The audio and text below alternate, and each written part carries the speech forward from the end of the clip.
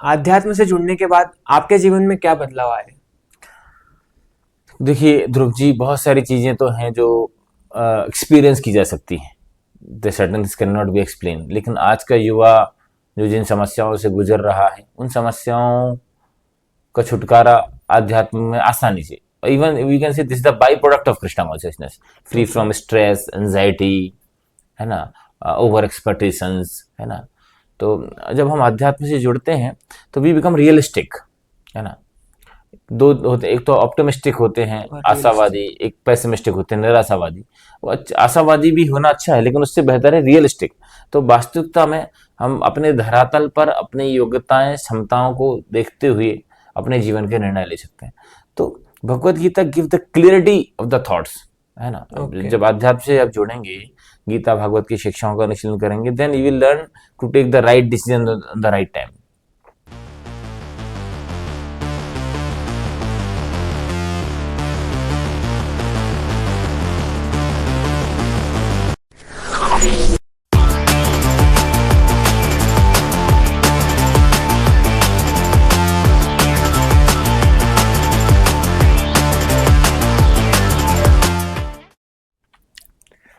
आप सभी का स्वागत है मेरे चैनल टॉक्स विद ध्रुव पे। आज हमारे साथ हैं श्रीमान जगत जीवन दास प्रभु जी, हरे कृष्णा। पूर्णकालिक प्रचारक, जीवन शैली कोच और मोटिवेशनल स्पीकर, शिक्षा M form, MNIS Narsee Monjee, university Mumbai, कार्य अनुभव रेनोवैक्सी, सिप्ला और डॉक्टर रेड्डीज फार्मास्यूटिकल्स जैसी कई MNC में assistant manager, Sagar institute of research and training में असिस्टेंट प्रोफेसर के तौर पर भी काम किया। 2006 में जुड़े, 2015 में पूर्णकालिक रूप से शामिल हुए। भक्ति शास्त्री और भक्ति वैभव, आंध्र प्रदेश, महाराष्ट्र, गुजरात, मध्य प्रदेश के विभिन्न कॉलेजों में प्रचार किया, जिसमें JNTU हैदराबाद, SVNIT सूरत, NIT भोपाल, UTD सागर और मध्य प्रदेश के अन्य विशिष्ट कॉलेज शामिल हैं। उज्जैन, इंदौर, सागर और छतरपुर जिलों के साथ साथ सागर सेंट्रल जेल 1800 कैदियों के लिए छतरपुर नेगांव जेल सहित विभिन्न जेलों में भी प्रचार किया। आर्मी सेंटर नेगांव में सेमिनार दिए। वर्तमान में इंदौर में पूर्णकालिक रूप से सेवारत है। छात्रों, कॉरपोरेट, परिवार आदि सहित सभी वर्ग के लोगों के लिए ऑनलाइन कार्यक्रम भी किया। कुछ समय पूर्व महाराज छत्रसाल बुंदेलखंड विश्वविद्यालय में MP सरकार द्वारा आयोजित शिक्षा और अध्यात्म पर सत्र दिए। तो आज हमारे साथ हैं श्रीमान जगत जीवन दास प्रभु जी, और ये मैंने उनका इंट्रो आपके सामने दिया है। तो आज का हमारा टॉपिक हम पॉडकास्ट में लेने वाले हैं, जो हमारे युवा हैं उनके सामने जो चैलेंजेस आते हैं, डिप्रेशन, एंजाइटी, सेल्फ डाउट और करियर में बहुत सारी परेशानियां, तो उस पर हम आज डिस्कशन करेंगे। और प्रभु जी के बारे में भी आज हम बहुत कुछ जानेंगे। तो चलिए हम लोग पहला क्वेश्चन लेते हैं प्रभु जी से। अपना परिचय दीजिए और यह बताइए कि आपका इस्कॉन से जुड़ाव कैसे हुआ। बहुत बहुत धन्यवाद ध्रुव जी। सबसे पहले तो जी। आपने अवसर दिया और आपके लिए भी शुभकामनाएं, जिससे कि आप इस महान कार्य में, क्योंकि चूंकि गीता में भगवान बोले हैं कि जो मेरी वाणी का डायरेक्टली इनडायरेक्टली प्रचार करता है, नाच तस्मात् मनुष्येषु कश्चित् मे प्रियकृत्यमाः भविता न च भूय अन्य प्रियोतरो भवि, वो मुझे बहुत प्रिय है। तो आप बहुत अच्छा कार्य कर रहे हैं। आपके चैनल के माध्यम से आपके दर्शकों तक और उनके माध्यम से उनके और लोगों तक ये गीता की वाणी पहुंचेगी। जहाँ तक परिचय की बात है, आपने चर्चा कर ही ली। जी। इस्कॉन से जो, चूँकि बचपन से ही थोड़ा आध्यात्मिक बैकग्राउंड रहा, ग्रैंडफादर ग्रैंड मदर जो हैं ज़्यादातर तीर्थ क्षेत्रों में रहते थे। फिर सरस्वती शिशु मंदिर से शिक्षा ग्रहण की, तो उस समय रुझान था देश समाज के लिए कुछ करने का। और फिर जो है साधु महात्माओं के प्रति सम्मान का जो ट्रेनिंग बचपन से रहा, जी। लेकिन ज़्यादातर देखने में लगता था कि वो उस किताब में जो शास्त्र में जो साधु दिए हैं वो विलुप्त हो गए। उतना उनके प्रति कुछ गांजे वाले, कुछ बीड़ी वाले, कुछ चाय वाले साधु अलग मिलते। लेकिन जब हम इस्कॉन के साधुओं के संपर्क में आए, तब लगा कि ये लोग जेन्युइन है ना। स्वयं ना केवल बोलते हैं, स्वयं उसका अनुशीलन करते हैं, पालन करते हैं और दूसरों को भी प्रेरित करते हैं। तो लगा कि समाज की सबसे बड़ी सेवा है। तो फिर तभी से लगभग 2006 में जब मैं आईपीएस अकेडमी इंदौर से अपना ग्रेजुएशन कर रहा था, उस समय संपर्क में आया, और तभी से फिर हमने जो इनके नियमों का पालन करना, और जो कि हम कुछ हद तक तो बचपन से ही करते थे, 4 नियम जो इस्कॉन के होते हैं, नशा नहीं करना, जुआ नहीं खेलना, मांसाहार नहीं, अवैध संग नहीं, है ना। नशा के अंदर इवन टी कॉफी भी आती है, तो वो भी हम पहले से ही नहीं लेते थे। सुबह जल्दी उठना, regular life style, so it was quite easy, मुझे बहुत आसान रहा इस्कॉन की शिक्षाओं को जीवन में उतारने में। जैसे आपने कहा कि नशे के अंदर टी कॉफी भी आती है, तो क्या यूथ को वो भी कंज्यूम नहीं करना चाहिए, टी कॉफी? देखिए, ये तो एक ग्रेजुअल स्टेज है ओके। है ना। तो जैसे कोई व्यक्ति चाय पीता है, कॉफी पीता है, जो उसको उस समय पर वो ना मिले तो वो काम नहीं कर सकता, है ना। ठीक है, लेकिन अभी एटलीस्ट हमें ज़्यादा प्रयास करना है। आज जो हमारा युवा है, जो बड़े बड़े नशों से ग्रसित होता जा रहा है, आप देखते हैं कि पूरा पंजाब, हरियाणा, यहाँ तक कि आपके मध्य प्रदेश में भी यहाँ पर जो है काफ़ी युवा उससे ग्रसित हो गया है ना।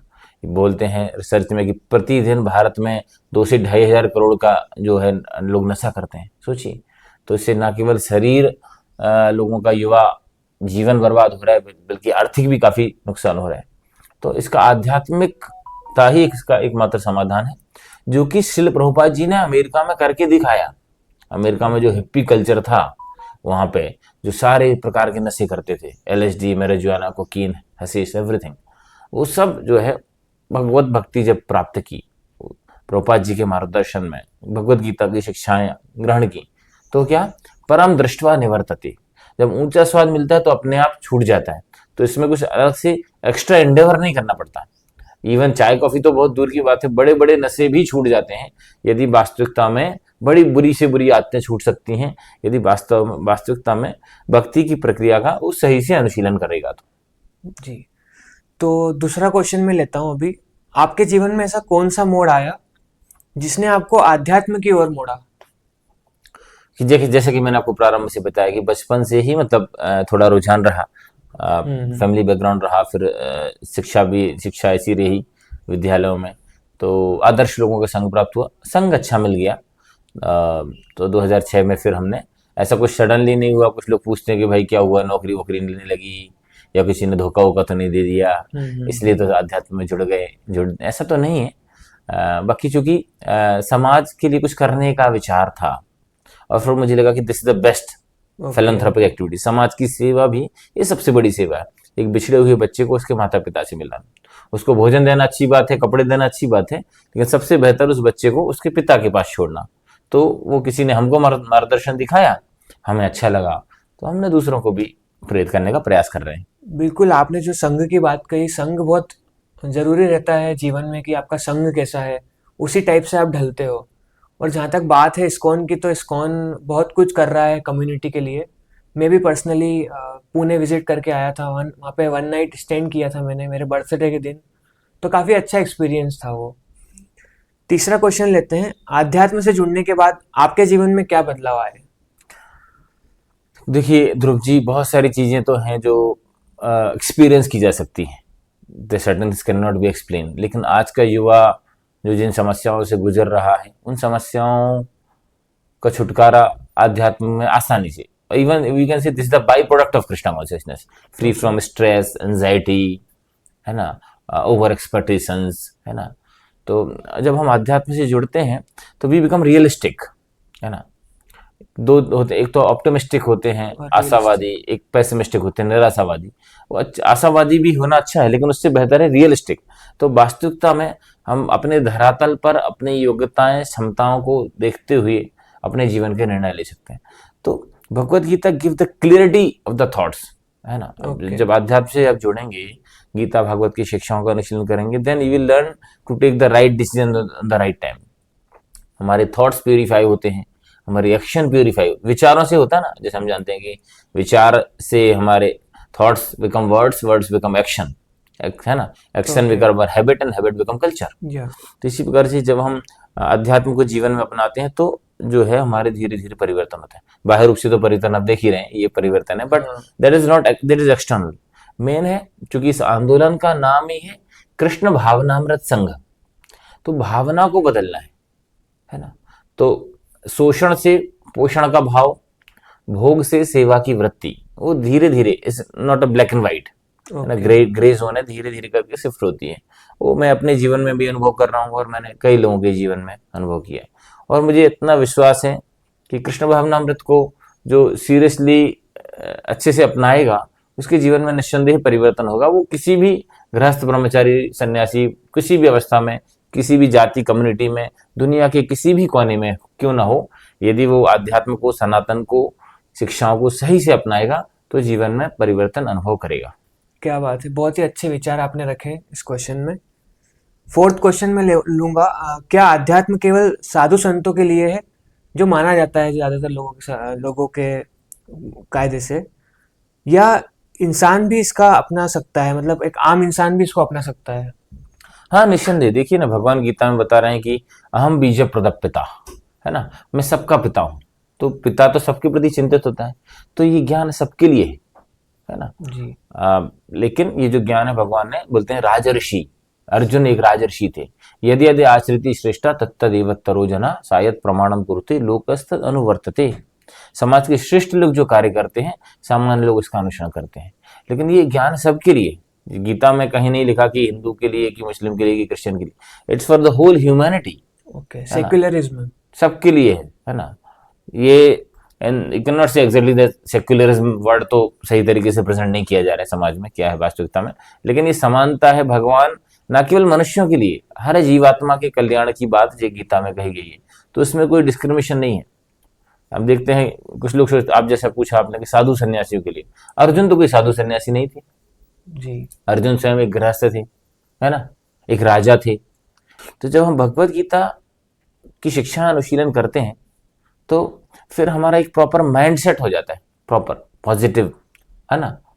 जैसे आज लोगों के घरों में सोफा सेट है, डाइनिंग सेट है, ज्वेलरी सेट है, क्रॉकरी सेट है, पर माइंड अपसेट है ना। ओके। तो माइंड यदि प्रॉपर सेट है तो बाकी सेट आपके घर में हो कि नहीं हो proper, that is the teaching of Bhagavad Gita. हाँ, आपका कहना है कि सेल्फ सेटिस्फेक्शन नहीं है कहीं ना कहीं बहुत सारे लोगों के लाइफ में। तो फिफ्थ क्वेश्चन मेरा रहेगा, भगवत गीता आज के आधुनिक जीवन में हमें क्या सिखाती है? ऐसा कहा जाता है कि भगवत गीता हमें पढ़ना चाहिए, उससे हमें लाइफ में बहुत हेल्प मिलती है ग्रोथ करने में। तो इसमें आपका क्या विचार है? देखिए, भगवत गीता की बेसिक शिक्षा जो है वो भगवान कृष्ण ने उसको सबको, शरीर के लिए, शरीर के स्तर पे भी बोला है, how to regulate the body's habits, युक्त आहार विहारस्य युक्त चेष्टस्य कर्मसु युक्त स्वप्नावबोधस्य योगो भवति दुःखात्, है ना। तो रेगुलेट करना, तो शरीर के को रेगुलेट करने की हैबिट्स बताई हैं। फिर बहुत सारा फोकस किया है मन के ऊपर जी। क्योंकि मन ही बंधन का कारण है, मन ही मुक्ति का कारण है। आज हम देख रहे हैं समाज में ज्यादातर समस्याएं वो मन के कारण से हो रही है ना। उसी मन का इस्तेमाल करके कोई समाज का कल्याण का कार्य करता है, वही मन से भ्रमित होके वो एक बड़ा आज समाज के लिए खतरा हो जाता है। और सबसे महत्वपूर्ण शिक्षा आध्यात्म की, आत्मा की स्तर की शिक्षा, वो basic teachings of Bhagavad Gita, that we are not the body, we are the soul. हम आत्मा है, तो हम उस स्तर पर धीरे धीरे जब कार्य करना चालू करते हैं तो जो सेटिस्फेक्शन है, संतुष्टि है, वो हमें प्राप्त होती है। स्ट्रेस एंजाइटी लेवल हमारा अपने आप से कम होता है। ये हम गीता की शिक्षा को अपना सकते हैं और इसके उदाहरण हम आध्यात्मिक जगत में, भौतिक जगत में, मतलब भारत के बाहर भी देख सकते हैं। जी। तो जैसे आपने भगवत गीता की बात कही, तो आपने पर्सनली कितनी बार भगवत गीता पढ़ी है, या फिर और मतलब जैसे ऐसे कहा जाता है कि भगवत गीता आप जितनी बार पढ़ते हो उतनी बार आपको कुछ नया सीखने को मिलता है। हाँ, तो इसमें आपका क्या कहना है? हाँ, निसंदेह ये बात तो है कि जितना बार भी आप गीता पढ़ेंगे, और भगवत गीता में भी, भगवत गीता यथारूप एज इट इज, है ना, हम उसको रिकमेंड करते हैं क्योंकि और भी पब्लिकेशंस हैं, भारत के बाहर भी हैं, भारत के अंदर भी हैं। लेकिन जो मैंने व्यक्तिगत अपने जीवन में और दूसरों के जीवन में देखा है, जो प्रभुपाद जी के द्वारा जो तात्पर्य लिखा गया है Bhagavad Gita Yatharoop, it is now available in 89 language, 89 भाषाओं में उपलब्ध सारे विश्व में, है ना। तो मैंने भी इसको कई बार अध्ययन किया है, मुझे खुद याद नहीं कितने बार पढ़ा है ना। कई बार पूरा पढ़ा है, कई बार अधूरा रह गया, कहीं और चेंज हो गई सेवा तो फिर से चालू किया। बट जितना बार पढ़ेंगे नई नई अनुभूति आती है। और साथ साथ में यदि हम परंपरा के माध्यम से उसको जीवन में उतारने का शक्ति आती। इतना इट्स नॉट मैटर कि हमने गीता कितने बार पढ़ी है या हमें कितने श्लोक याद है ना। वास्तव में हम उसको अपने जीवन में कितना उतार रहे हैं और दूसरों को कितना प्रेरित कर रहे हैं उसको उतारने के लिए, that is more important. Okay Prabhu ji, एक मैं क्वेश्चन हटके पूछना चाहूँगा थोड़ा सा। जो आरती होती है इस्कॉन मंदिर में मॉर्निंग में अराउंड 4:30 शायद, तो उस आरती का उस टाइमिंग का उस टाइमिंग के पीछे आप क्या कहना चाहोगे कि वो वही सुबह का टाइमिंग क्यों लिया जाता है? ऐसा हमारे इंडियन कल्चर में क्यों है ऐसा? हाँ, बहुत अच्छा। तो ये सनातन संस्कृति में है। इसको जो आपने बोला उसको मंगल आरती बोलते हैं। मंगल तो आरती। वास्तव में जिसको अपने जीवन में मंगल, हाँ, शुभ करना है, ऑस्पिशियसनेस लाना है, वो मंगल आरती करना पड़ेगी। तो सुबह का जो समय है ब्रह्म मुहूर्त, सूर्योदय से 1 घंटे 36 मिनट पूर्व का जो समय होता है ब्रह्म मुहूर्त कहलाता है। बोलते हैं जिसने ब्रह्म मुहूर्त में नहीं उठता है, ब्रह्म मुहूर्त में नहीं देखा है, वो ब्रह्म को, भगवान को, परमात्मा को कैसे रियलाइज कर सकता है? संभव नहीं। तो अर्ली मॉर्निंग एक एम्ब्रोजियल टाइम रहता है, स्पेशल समय रहता है जहां पर हमारा माइंड फोकस रहता है। आपने खुद अनुभव किया, डिस्ट्रैक्शन हमारे जीवन में कम रहते हैं, है ना। बाहर डिस्ट्रैक्शन कम रहते हैं, आंतरिक भी हमारा कम रहता है।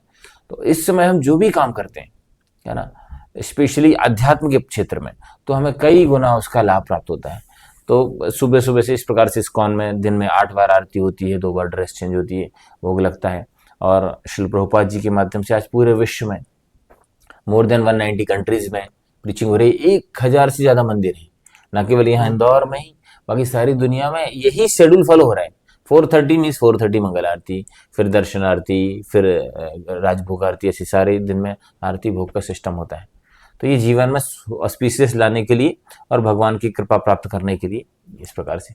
हमारे ग्रैंडफादर भी कहते थे हमें कि आपको सुबह से पढ़ना चाहिए अगर कुछ पढ़ना हो तो, ताकि जो सुबह का पढ़ा हुआ रहता है वो आपको लंबे समय तक याद रहता है।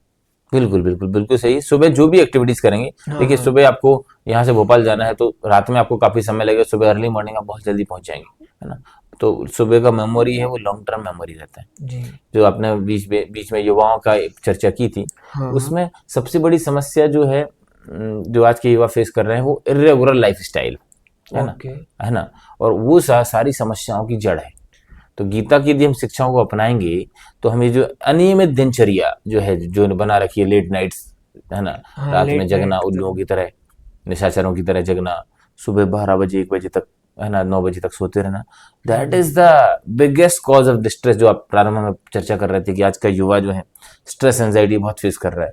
तो जो लोग भी सुन रहे हैं आपके माध्यम से, हम उनसे यही निवेदन करें कि आपको जीवन में वास्तविक यदि परिवर्तन लाना है तो आप अच्छे लोगों का संग करिए, है ना, ऑनलाइन ऑफलाइन जैसा भी संभव है, और इसको जीवन में उतारिए। अपने जो भी समय पर सोते हैं उससे धीरे धीरे ग्रेजुअल शिफ्ट कर सकते हैं।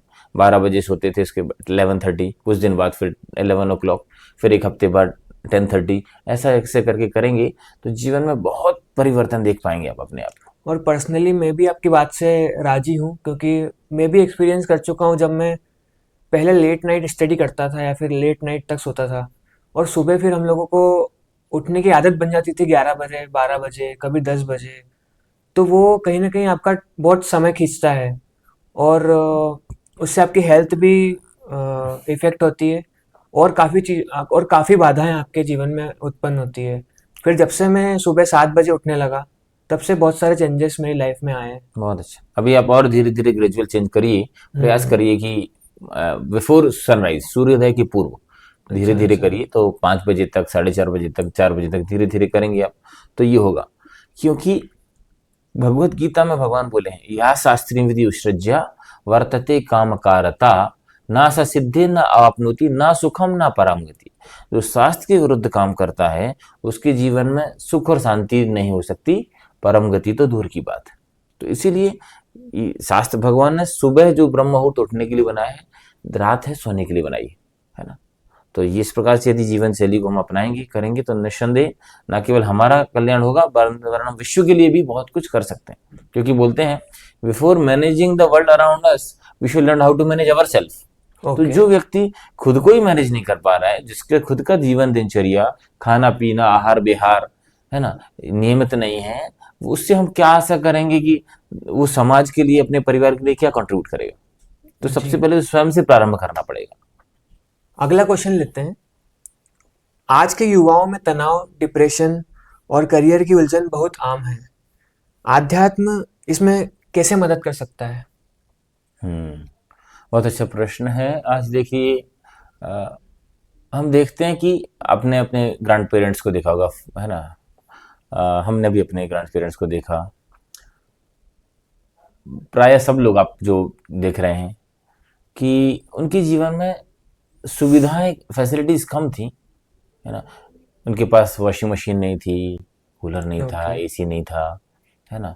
फिर भी उनका स्ट्रेस एंजाइटी हमसे कम था, उनकी जी। रिस्पॉन्सिबिलिटीज हमसे। कभी कभी उनके जीवन में बड़ी बड़ी प्रॉब्लम, समस्याएं आई, है। कभी कभी किसी का पूरा बिजनेस कोलैप्स हो गया, है ना। लेकिन आज है सोचने, ये विचार, ये सोचने वाली बात है, क्या कमी, क्या कारण है कि जो है हम इस अवस्था में पहुंच गए कि despite of having all the facilities, इतनी सारी सुविधाएं होने के बाद भी हमारा स्ट्रेस एंजाइटी लेवल बढ़ रहा है। हमारे अंदर टॉलरेंस जो है, सहनशीलता कम होती जा रही है। Patience level. हाँ, क्यों?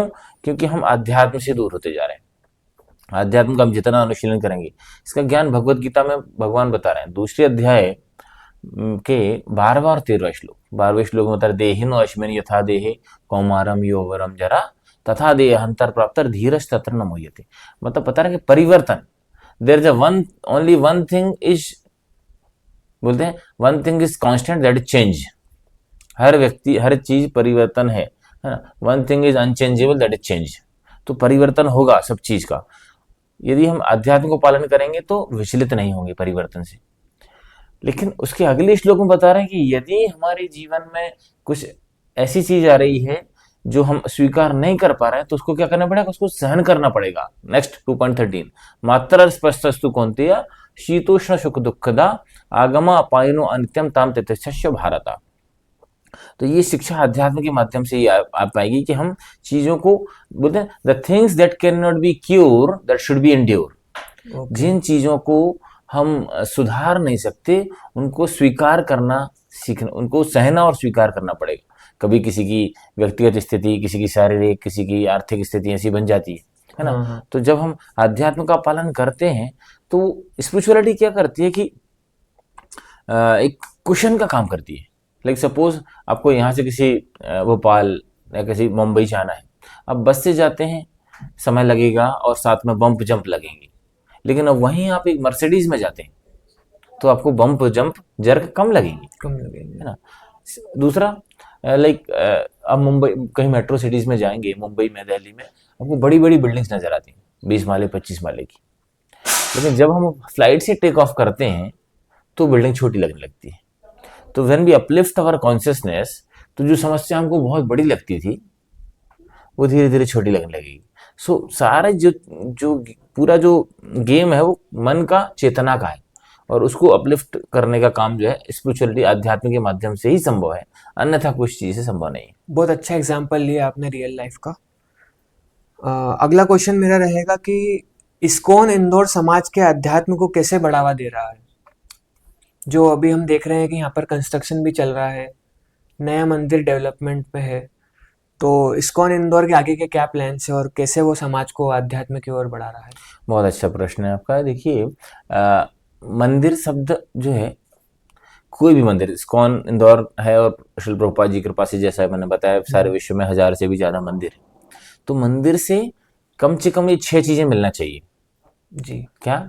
मंदिर शब्द अंग्रेजी में बोले, टी मतलब ट्रैंक्विलिटी, पीस ऑफ माइंड, मानसिक शांति अनुभव होना चाहिए। ऐसा नहीं कि आप मंदिर में घुसे, 4 लोग आपको घेर लें दक्षिणा के लिए या कुछ के लिए, ये बांधो ये बांधो, तो कभी कभी व्यक्ति शांत होने की जगह अशांत हो जाता क्या बात है ना। तो ट्रैंक्विलिटी। टी, ई मतलब एजुकेशन, ज्ञान मिलना चाहिए, वास्तविक ज्ञान, जिससे कि आप अपने भौतिक और आध्यात्मिक जीवन को बैलेंस कर पाए। ई मतलब एजुकेशन, इस पर काफी विस्तृत चर्चा हो सकती है, लेकिन शॉर्ट में। ई, एम मतलब मेडिकेशन, दवा मिलना चाहिए, दवाई, क्योंकि शरीर की दवाई तो बहुत सारे उपलब्ध हैं, मन की दवा मंदिर में ही है। मन धीर हो जाता है जहाँ पे वो मंदिर, बहुत अच्छा। Medication. T E M, P मतलब प्यूरिफिकेशन, शुद्धिकरण। हम जब आते हैं मंदिर में, जब हम भगवान को प्रे करते हैं, प्रार्थना करते हैं, तो जो होता है हमारे अंदर शुद्धिकरण अनुभव करते हैं। बोलते हैं prayer goes up and blessings comes down. जैसे हमारी प्रार्थना ऊपर जाती है, भगवान का आशीर्वाद नीचे आता है, शुद्धिकरण हम महसूस करते हैं। आपने भी किया होगा। T E M P L, love. जब हम मंदिर में आते हैं तो हम भगवान के साथ अपना संबंध जब स्थापित करते हैं, करने का प्रयास करते हैं, फिर वो प्रेम स्थापित होता है, प्रेम करना सीखते हैं। और जब हम भगवान से प्रेम समझ जाते हैं, स्थापित करना सीख जाते हैं, तो भगवान से जुड़े सारे लोग, क्योंकि सारी संतान है, भगवान बोले ना अहम बीज प्रदपिता। तो जब हम भगवान से प्रेम करेंगे तो ना केवल मानव समाज में, इवन सारे पशु योनि, पेड़ पौधे, पशु पक्षी, सबका हम ध्यान रखेंगे तो वो प्रेम भी सीखते हैं। एंड ये मतलब एंगेजमेंट। और जब हम फिर अपने आप को भगवान की सेवा में, समाज की सेवा में लगाना सीखते हैं, engaging our mind, intelligence, senses, और जो भी रिसोर्सेज भगवान ने दिए हैं, मन, बुद्धि, धन, तन, मन, जो भी है, वो वास्तव में मंदिर वही है। तो इस्कॉन इंदौर के माध्यम से इस प्रकार के कार्यक्रम हो रहे हैं। प्रसाद वितरण का भी कार्यक्रम होता है, जिससे कि लोगों की चेतना में परिवर्तन आए, है ना। देख रहे हैं गुरुकुल भी चल रहा है जी। गुरुकुल के माध्यम से जो वैदिक शिक्षा जो है, आध्यात्मिक शिक्षा दी जा रही, साथ में भौतिक शिक्षा भी, जिस समाज में वो प्रतिष्ठित हो सके। गोविंदास रेस्टोरेंट भी चल रहा है, जिससे कि जिन लोगों को बाहर खाने की आदत है, हमारे मंदिर में फ्री प्रसाद वितरण होता है, लेकिन कुछ लोग ऐसे होते हैं जिनको प्रेस्टीज इशू से वो फ्री का नहीं खाना चाहते, दे वांट टू पे, एंड है ना। तो बड़े बड़े, तो गोविंदास जो है इंटरनेशनल ब्रांड है इस्कॉन का, है ना। ऑल ओवर द वर्ल्ड आपको बेस्ट फूड जो मिलेगा, किसी भी कंट्री में जाएंगे गोविंदास में मिलेगा। तो गोविंदास के माध्यम से हो रहा है। गौशालाएं हैं, है ना, लगभग हर मंदिर में गौशालाएं, ठाकुर जी को भोग लगा रहे हैं, जिससे गौ रक्षा भी हो रही है, गौ माता की सेवा भी हो रही है। अन्य लोगों को भी अवसर मिल रहा है गौ माता की सेवा करने का। पुस्तक वितरण सबसे प्रमुख कार्यक्रम है मंदिर निर्माण के अलावा, क्योंकि सारे लोग मंदिर नहीं आ सकते, इसलिए भक्त लोग जो जगह जगह जाके पुस्तक वितरण करते हैं। अभी चल ही रहा है पूरा मैराथन मंथ, तो जाके पुस्तक वितरण करते हैं। भक्त लोग घर घर जाके सत्संग करते हैं, है ना, क्योंकि बोलते हैं कि जो लोग बीमार होते हैं वो थोड़े बहुत वो डॉक्टर के पास आते हैं, लेकिन जब व्यक्ति बहुत ज्यादा बीमार होता है तो डॉक्टर को जाना पड़ता है जी। तो हमारे भक्त लोग हैं, कोई डॉक्टर है, कोई कंपाउंडर है जो भी है ना, वो जाते हैं, लोगों को इलाज करते हैं उनका, और फिर उनको धीरे धीरे करके तो ऐसे बहुत सारे सेटअप हैं। आप देखेंगे तो भारत के पूर्व प्रधानमंत्री अटल बिहारी वाजपेयी जी ने, वर्तमान प्रधानमंत्री माननीय नरेंद्र मोदी जी ने, और एपीजे अब्दुल कलाम जी ने, और बहुत सारे समाज के श्रेष्ठ लोगों ने, और ना केवल भारत, पूरे विश्व के जो बड़े बड़े लीडर्स हैं, है ना जी, उन्होंने इस्कॉन के कार्यों को प्रोत्साहित किया है ना, रिकॉग्नाइज किया है, अप्रिशिएट किया है, और साथ साथ में कंट्रीब्यूट भी कर रहे हैं लोग। तो सभी लोग, आप हमारे माध्यम से, आपके माध्यम से जो लोग सुन रहे हैं, उनसे मैं भी निवेदन करना चाहूँगा कि डायरेक्टली इनडायरेक्टली आप जो है इस्कॉन इंदौर के माध्यम से, आपके नज़दीक में जो भी इस्कॉन के मंदिर हैं जहाँ पे प्रमाणिक रूप से ये सारी चीज़ें हो रही हैं, उनका वहाँ पर जाइए, जुड़िए, और लोगों को जोड़िए, और अपने जीवन में और समाज में कुछ परिवर्तन लाने का प्रयास। निस्संदेह सब लोग करना चाहते हैं कुछ, तो इस्कॉन एक बहुत अच्छा प्लेटफॉर्म है जहां ना केवल हम भगवान की सेवा कर सकते हैं, समाज के लिए भी बहुत कुछ कर सकते हैं। कोविड में लगभग 5 करोड़ से ज्यादा लोगों के लिए फ्री प्रसादी इस्कॉन के माध्यम से वितरित की गई, है ना। जितने भी राम मंदिर का निर्माण हुआ अभी, जब उस समय लाखों लोगों के लिए प्रसादी, 3 लाख तो भगवत गीता फ्री वितरण की गई, है ना। और अभी इस बार जगन्नाथ रथ यात्रा हुई, हजारों लाखों लोगों के लिए फ्री प्रसादी वितरण हुई, है ना। कुंभ मेला में लाखों लोगों के लिए प्रसाद वितरण हुआ। प्रसाद ना सामान्य भोजन नहीं है, ये भगवान की विशेष कृपा है, जिससे चेतना भी शुद्ध होती है। जैसा खाए न तैसा हो मन। तो भगवान की विशेष कृपा प्रदान करने के लिए इस्कॉन प्रसाद वितरण कर रहा है, जगह जगह हरिनाम संकीर्तन कर रहा है। तो ऐसे कई अनेकों कार्यकलाप जो इस्कॉन के माध्यम से किए जा रहे हैं, जिससे कि हमारा भौतिक और आध्यात्मिक दोनों लाभ है। बहुत अच्छी तरीके से आपने एक्सप्लेन किया। जो स्टार्टिंग में आपने टेम्पल का पूरा हर एक वर्ड का, हर एक सेंटेंस का आपने मीनिंग बताया, बहुत अच्छा लगा। बहुत अच्छा लगा मुझे, आपने जो है रियल लाइफ से उसको कनेक्ट किया, क्योंकि जब हम एग्जांपल्स लेते हैं तो हमको रियल लाइफ से कनेक्ट करना बहुत ज़रूरी है, ताकि हमारे व्यूअर्स जो हैं वो उसको अच्छे से रिलेट कर पाएँ। तो अगला क्वेश्चन मेरा रहेगा, श्री कृष्ण हमें सफलता और असफलता के बारे में क्या सिखाते हैं? बहुत अच्छा। पहली बात तो सफलता की डेफिनेशन सही समझनी पड़ेगी जी, है ना, क्या सफलता है। क्योंकि सफलता किसी को लगता है कि जॉब पाना सफलता है ना। एक जॉब में सिलेक्ट हो जाता है, फिर दूसरे कुछ दिन बाद उसको लगता है प्रमोशन पाना सफलता है ना। किसी स्त्री को, लड़की को, जीवन साथी को पाना उसको लगता है सफलता है ना, लगता है। और पा लेता है तो पहले लगता है कि, पहले बोलता है मैं तुम्हारे बिना नहीं रह सकता, फिर बोला तुम्हारे साथ नहीं रह सकता। तो ये टेम्परेरी है ना, आज चीजें मिलती हैं, कल उसको आज पाना चाहता है, कल उससे छुटकारा पाना चाहता है ना। जी। तो वास्तविक सफलता क्या है? ऐसी चीज जिसको पाके दूसरे वापस से और कुछ पाने की चाह ना रहे, वो वास्तविक आध्यात्म के हिसाब से सफलता है। गीता में भगवान बता रहे हैं, यम लब्ध्वा चा परम लाभम मन्यते न अधिकम तथा। ये परम लाभ है, इससे ऊपर कोई नहीं है। अधिकम अस्मिन् स्थितोपि दुःखेन गुरुन्नपि विचाल्यते। जब स्थित हो जाता है आध्यात्मिक स्तर पर, तो विचलित नहीं होता आपका कहना स्पिरिचुअल स्टेज पे। लेकिन हम जो सिखाते हैं प्रैक्टिकल एप्लीकेशन में, कि अभी वर्तमान जो परिस्थितियों को देखते हुए हमारे नित्य धर्म और नैमित्तिक धर्म दोनों को जो कंट्रोल कर पा रहे हैं, वो उसके लिए सफलता है। शरीर का भी निर्वाह है, परिवार का भी, है ना, राष्ट्र समाज के लिए कुछ करना, और साथ साथ में आत्मा का धर्म जो है ना, जीवीर स्वरूप हो कृष्ण नित्य दास, भगवान की सेवा करना। भगवान की सेवा करते हैं तो भगवान भी संतुष्ट होते हैं, करने वाला जीव भी संतुष्ट होता है, और समाज भी संतुष्ट होता है। तो दोनों को बैलेंस कर पाना वो भगवत गीता सिखाती है। How to handle the failure वो गीता सिखाती है। सफलता का तो एडवर्टाइजमेंट सब जगह हो रहा है, but how to handle the failure वो गीता सिखाती है। गीता में तो भगवान, गीता जो है ये आध्यात्मिकता है, वो अकर्मण्यता नहीं सिखाती है ना। अर्जुन ने गीता सुनने के बाद गांडीव छोड़ के नहीं चले गए।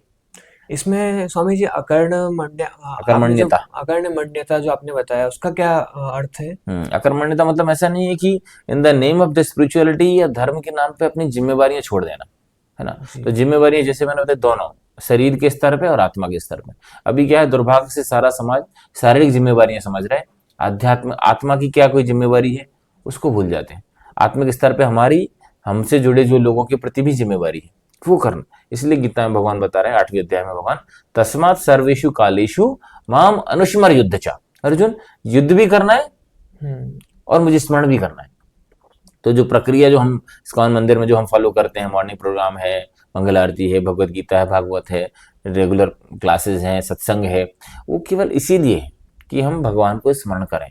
वैदिक कल्चर का बेसिक कॉन्सेप्ट जो है वो यही है, स्मर्तव्यम शततम विष्णु विस्मर्तव्य न जात चित सर्व विधि निषेधात्मा एतारेव किंकरा। सारे विधि विधान जो भी सनातन में बताए गए हैं, उसका एकमात्र उद्देश्य भगवान को हमेशा स्मरण कर सकें, उनको भूले ना।